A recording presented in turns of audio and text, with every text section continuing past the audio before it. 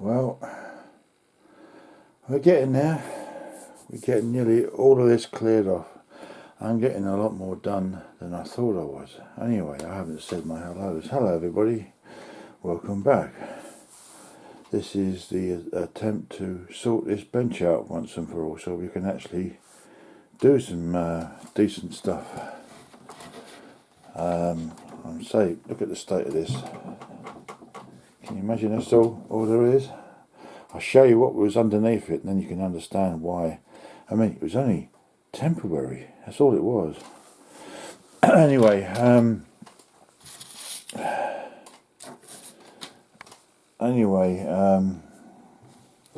just wanted to show you this before I put it away, because obviously we're going to be tied up here. Just put the camera down a minute. Right, that's what we have ended up with. Just zooming in there a little bit, there we go. That's the reinforcing that we have done. And it's a lot stronger. All we've got to really do now is to put this post in. Same as, about the same as that one.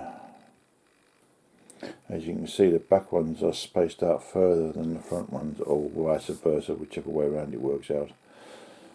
Okay, so that's what we're going to be doing. We're going to be getting this bench sorted out, and then we can start doing things to improve.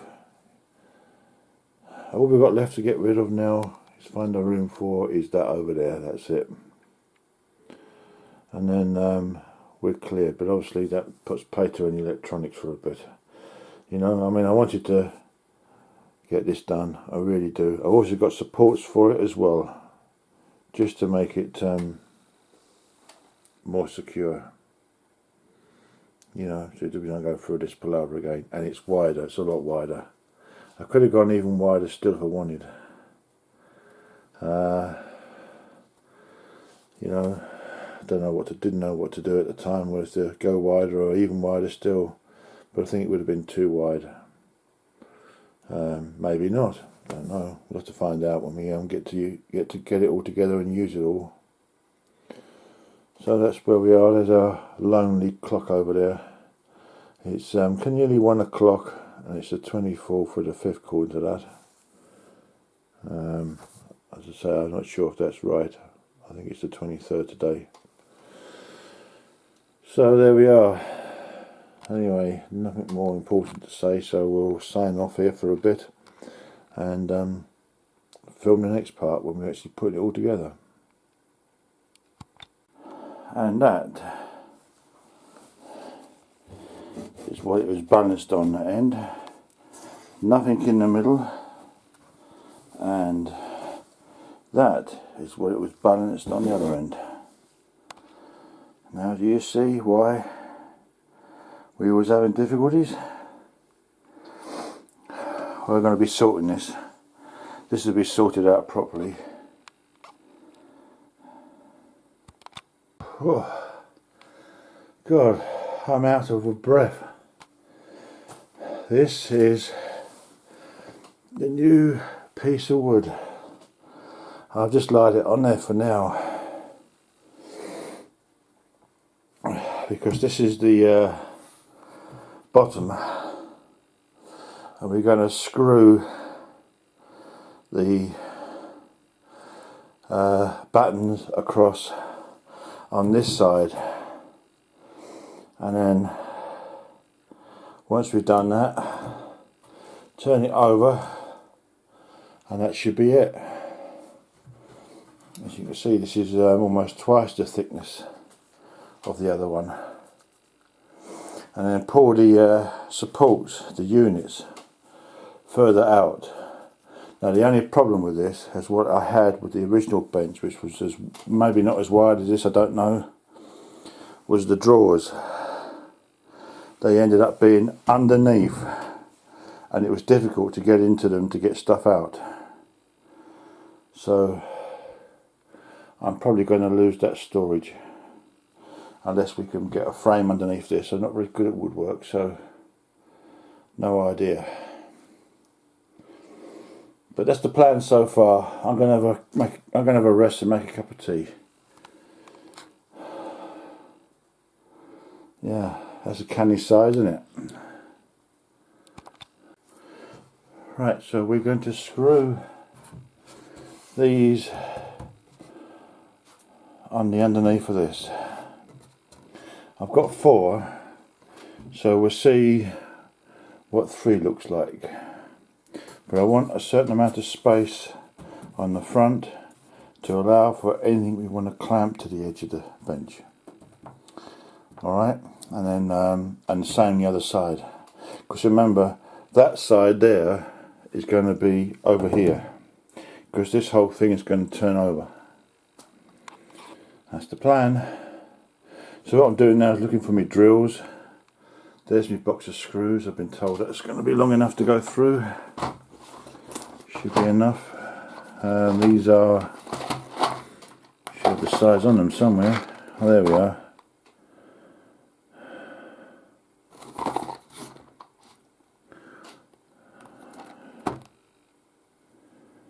Anyway, that's the label there, so you can see what screws we're using. They're countersunk, but it isn't going to really matter because I'm going to screw them from underneath downwards. There we are, we've got that first one in. Countersunk heads, so they're not going to scratch up anything. They're nice and deep. I've had to use a clamp on each end just to hold it down so that we can get this secured. But that has turned out to be brilliant. It's a TerraTech, or TerraTech, that's how you pronounce it. But these bits that came with it, they're very, very soft. They're not going to last very long, not at all. But they'll do the job for the moment. Chew up one, go to another one, until eventually we're going to have to buy some. But yeah, brilliant. Right, YouTubers, we have got 5 of these in here, and they are going to be brilliant, absolutely fantastic, absolutely brilliant. Now, if that doesn't stiffen it up and the thickness of this board, I don't know what will. So we should be able to put quite a bit of weight on this.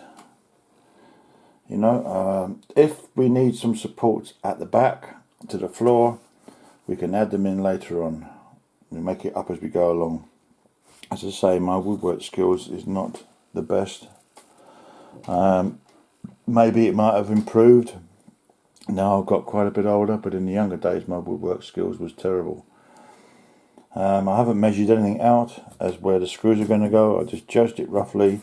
I've used these pieces of wood as spacers, so I've got them all straight, and I've got a certain gap at this side and a certain gap that side to allow for anything they're going to clamp onto the side of the like the edge of the bench. And this should take the weight, and with a bit of luck it won't be as springy. I'm a little bit springy maybe, but certainly isn't going to be just relying on just a thin piece of plywood that's resting on 2 inadequate supports. But the first time I've really needed one of those, and my God has it proved useful. Could you imagine screwing all this in by hand? Because that's what we used to do in the old days. That's what my father would have done. He would have never used a tool like this. Probably didn't even know they existed. You know, brilliant, absolutely brilliant. So all we've got to do now is just turn everything over how we want. I mean, if we need to, we can remove these. These are not glued down, so nothing's permanent. That's how I like it, nothing permanent. And there's going to be no screws or anything sticking through to the other side, which is also very important to me. Okay, so we're going to get this turned over and see what it looks like and see how it goes. Who knows? And there we have it. That's going to be brilliant. finally, after all this time. Might need a little bit of tweaking here and there, but the only thing I'm going to struggle with is getting at the drawers. But we had this trouble the last time when I had a similar kind of arrangement to this. But yeah, massive bench, and I wanted it longer than this. This is slightly longer, but I think it's going to do the job perfectly. We'll have that up against the wall so that nothing drops down the back. In fact, I might get a piece of bead to go across there.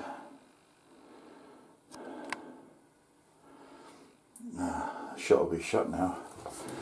That's a good idea. I just had a thought. When I get some beading, right, and screw it along the back and also on each end, stop things rolling off. Maybe even put, no, if you put a bead across the front, I'm not going to be able to clamp anything to it. But yeah, I'm over the moon with this. This is going to be fantastic. Absolutely brilliant. Blimey.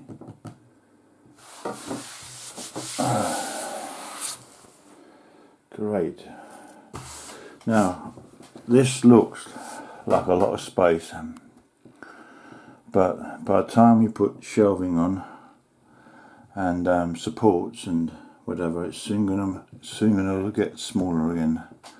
But that means we'll be able to store some more stuff. Maybe might be able to set up some sockets and things to put our power points in for our Variac, and there's a whole load of things we can do,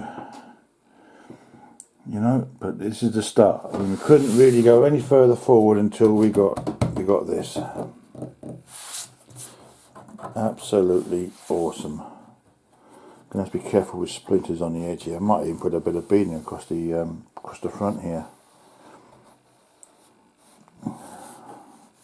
Ramming or something, just to tide it up, since this is going to be my main workbench. I certainly never have had anything as good as this before. My other bench was an old Formica worktop with a frame underneath it. It wasn't as long as this, but it was a similar kind of width. It was quite wide, and I used to that's what I used to do my electronics on, and there's quite a lot of marks and damage on there caused by, you know, playing with solder and melting it on the bench and things. I wouldn't dream of wasting solder now, but in those days, you know, when you're young, you do silly things. You know, I'm surprised in those days I didn't blow myself up. You know, one thing I've always thought, if my mum and dad knew just how dangerous what I was doing when I was playing with televisions and mains radios, if they only knew what the voltages were inside these things, do you think they would still let me play them like I did? I mean, I was only a youngster at the time and I was playing with radios and stuff. One day we will look at the very first radio I ever worked on. It was excuse me, I'm going to cough. That's better. It was a Coaster brand. It had the big tall valves in it. And my father, where he used to work, this radio was playing all day long, all day, every day. And then one day it went wrong, and he said, "Oh, can I have that radio for my son?" And he brought it home, and we had a look at it and all the rest of it. And what had happened was, inside, the rectifier valve had shorted, and it was glowing like that purpley bluey sort of colour. And when you turned it off, the plates were like red, where they'd been getting hot. It overloaded the power transformer, which then put a dent in the side of the electrolytic tin can and knocked out the first IF. I can't remember the exact valve it was until I go and have a look at the radio, but I have never seen this radio on sale anywhere on eBay or in any place where I could buy it. I've never seen this radio at all. It's up in a loft, and one day when I got a bit more experience and I trust myself a bit more, we will get that down from the loft and have a look at it. It needs recapping. The only thing that was replaced was the rectifier valve, which was an equivalent. Obviously the electrolytic and that valve, and there was no other work done inside. But I did tweak the presets, the tuning inside, the IF can, the frequencies and stuff. So it will need aligning again, because I had no idea anything like that and just didn't know. I wouldn't do that now, and we'll get that down and have a closer look. Also, some good news. Sorry, we're just looking at a piece of wood, but there's nothing else to look at because it's an empty space. On eBay, I've managed to find, going for quite a reasonable price, a really reasonable price, the same radio that I was working on. That was my father's radio. I mentioned it to John from Arkansas a long time ago. Managed to find another radio, exactly the same model actually. So any of the bits that was missing, that got lost because of the carelessness of the removal firm that came around and packaged everything all up, as you can imagine, it was chaos. And when I got it all back, the glass got broke on the front. Any parts that I need for the radio I can get from that, and at a later date maybe get the parts I need to repair it properly, the other one. It was a Murphy Richards radio. I think it was Murphy Richards or Murphy Radio, I can't remember. And it had an absolutely fantastic, beautiful sound, really nice, really nice. And it was one of the radios that my father had bought all those years ago, brand new he bought. And it would have cost a bomb in those days. It all works and everything. The only main fault with it was, at the time, was a valve used to tune in. The bars inside the valve come closer together. That went, and we went to a shop called TRS. Unfortunately, the owner died, and the shop got sold to Indian people who piled all the valves up. Hundreds and hundreds of valves, all piled up on the basement floor, all mixed up. If you could see what I saw, even in those days when I was only young, it was enough to make a saint swear. I tell you, I was in tears, with upset with the way that he was treating his valves. There was hundreds and hundreds and hundreds of them. Basically, the entire stock was bought by these Indians, and I didn't know what to do with them, and I just piled them up because I wanted the space for their shop. And I wanted to do something else with the shop. And the other shop that we used to use in those days was Mr. Huggett's. It was in Thornton Heath, also in the same general area. And he retired, and that got sold off to somebody else, and they just put the prices up, and then it wasn't as good anymore once he gone. He bought up basically all the army surplus stuff at the time, and you could get anything you wanted from him. Unfortunately, that all folded. New people got in, and that never went back there again after that. So anyway, there's a bit of history. Bit of my history. I'll tell you something else as well while we're at it. Well, it's important to me, interesting for you perhaps. Down the bottom where I used to live. So down the bottom from where I used to live. I used to live at a place called Upper Elmers End Road in Beckenham. Is where I lived. Down the bottom, Elmers End. There was you get to the end of this road. It bends round to the right. It's like two lanes to filter off, one to go straight on and one to go off to the right. You go around the system, and when you get to the main set of lights, you turn off right, and as you turn off right on the left hand side, originally it would be part of the shops that will belong to a place called Muirheads, a big engineering firm, massive big engineering company. It's gone now. It's a supermarket now. Another great shame. Typical 1960s style brick buildings with the windows with the little square pieces of glass in. I used to do security work there years ago. Anyway, there was a shop there, and it had all these disco lights in the window, and I said, Dad, let's go in there and see if they've got the valve we want. And we was on the way to Huggett's or TRS, and his dad was saying, no, there'd be nobody in there that was selling anything like that, because of the look at the shops. We went into the shop, and I said, I'm after this valve. So you wouldn't have it by any chance? And he said, do you know what? You're the very first person to ever walk through that door and ask for the very valve that I've got upstairs in the attic somewhere. I said, really?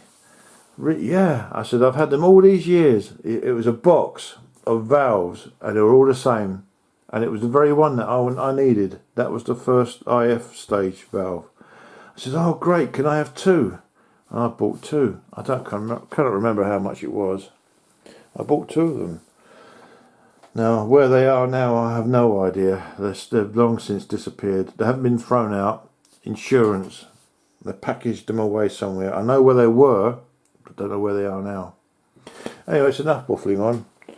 I'm going to upload this, another video already. Gone from one video every 3 weeks to one every 5 minutes. I wonder how long that's going to last. So yeah, bit of history, bit of my history going way back. What I was doing all those years ago. Used to have a lot of fun in those days. Not so much fun nowadays, until I can do my electronics. I really enjoy doing it, really do. So we'll upload all of this, and this is solid. It's not flexing at all. I didn't believe I was actually going to get this done on my day off. By the way, this is still Tuesday, the same day that I said on the other parts of this same video, and my holiday's not until next week, so we're already that much further ahead. Isn't that great? Right, I'll upload this, and thanks for watching. Hope you enjoyed. More to come later.